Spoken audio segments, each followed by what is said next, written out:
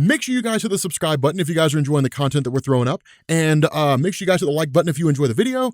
And yeah, let's begin.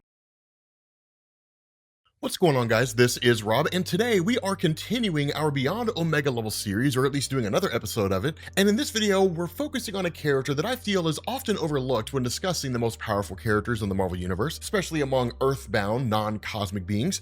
We are covering Adam Brashear, also known as the Blue Marvel. So Blue Marvel was created by Kevin Grevioux and made his first appearance in issue number 1 of Adam, the Legend of Blue Marvel miniseries in 2008. Now, I'm not a huge fan of that video because it's my old style, so we decided to remaster it. But for this video, we're just gonna look briefly at his origin before we get into his powers. So Adam Brashear was exceptional both athletically and academically. He attended Cornell, a prestigious Ivy League school, and was a football standout while he was there. Now, after college, he served in the Korean War as a member of the United States Marine Corps and became a highly decorated soldier. Now, after the war, he gets a job overseeing an experiment to create a bridge to the negative zone in the hopes of learning how to harness antimatter as a source of energy. Now, the negative zone, for those of you guys who are not familiar, is basically a parallel universe in the main Marvel universe where everything's made of antimatter. So basically, the subatomic particles that make up matter in that place behave in the exact opposite way as they do in the positive matter universe, like the universe that we live in. So anyway, the reactor Adam's team is using for this experiment explodes, and Adam's exposed to a great deal of radiation and becomes a human antimatter reactor, giving him immense powers, and he becomes a superhero and adopts the name Blue Marvel. So Adam Brashear is loved and widely celebrated by the American public until it's revealed that he's an African American, which is something the American public finds out when his mask tears during a battle with his arch nemesis, Connor Sims. Now, on the day that President Kennedy presents him with the Presidential Medal of Freedom for all his awesome superheroing, he asks Blue Marvel to hang up his cape, so to speak, and to retire from fighting crime, because the American public is not ready to embrace a black superhero. He agrees to retire, but goes on one last mission to defeat an invading alien force, but the US government tells the public that Blue Marvel dies in the battle, and he simply slips into a quiet life, becoming a physics professor, getting married, and raising a family. Now, Blue Marvel would get back into the superhero game at the request of Tony Stark, who needed his help to defeat Connor Sims, who's returned, and single-handedly crushed the Avengers team by himself. Now, through a lengthy battle, Blue Marvel finally defeats Connor Sims to resume his life as a superhero, going on to join the Mighty Avengers team, which was led by Luke Cage, and then ultimately the Ultimates, which is the Ultimate Avengers team, which was basically a multiversal Avengers team. Their first big campaign to take on Galactus, and the Ultimates were amazing. If you guys are curious about that, the Ultimates were done in my new style, and you'll find a link to that down in the description. So as for what Blue Marvel's powers are, well, he's one of several Superman analogs that Marvel's created over the years, along with guys like Hyperion or Sentry. So his powers are really similar to Superman's. First of all, he has superhuman strength with no upper limit. He has some insanely impressive strength feats, including taking out the entire alien fleet that I mentioned earlier by picking up ships and hurling them at other ships. In another instance, he was able to carry a meteor the size of the state of Arkansas, and when he throws the Presidential Medal of Freedom at the moon out of anger, Uatu the Watcher remarks that the impact could have been sufficient to split the moon in two. Namor the Submariner also states that Blue Marvel's punches rival those of the Hulk and Thor, and one of Blue Marvel's punches was enough to put the Sentry into orbit, which is considered to be an insanely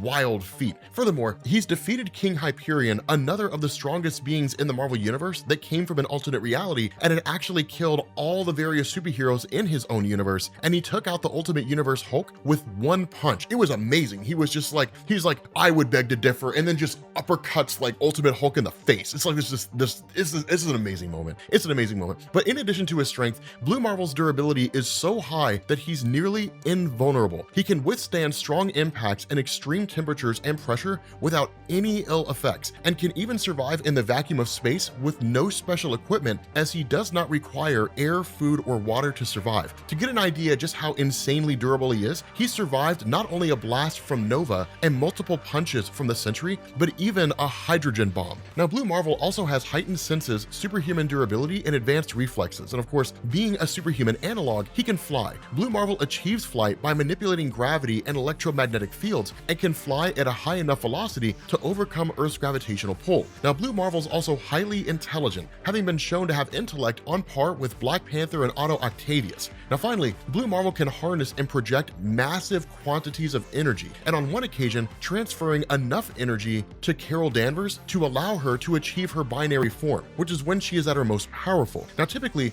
binary is said to have available to her the energy of a star and is capable of destroying planets, so we can tell just by this feat alone that Blue Marvel has enough energy that he's clearly a planetary threat in his own right. So yeah, it's a pretty short video in comparison to the other ones that we did, but that's Blue Marvel's powers and feats. He's a crazy powerful character, and I think one of the more interesting Superman analogs that Marvel's ever produced. But I want to know what you guys think. Leave a comment down below, give me your thoughts on Adam Brashear, on Blue Marvel, and I will catch you all later.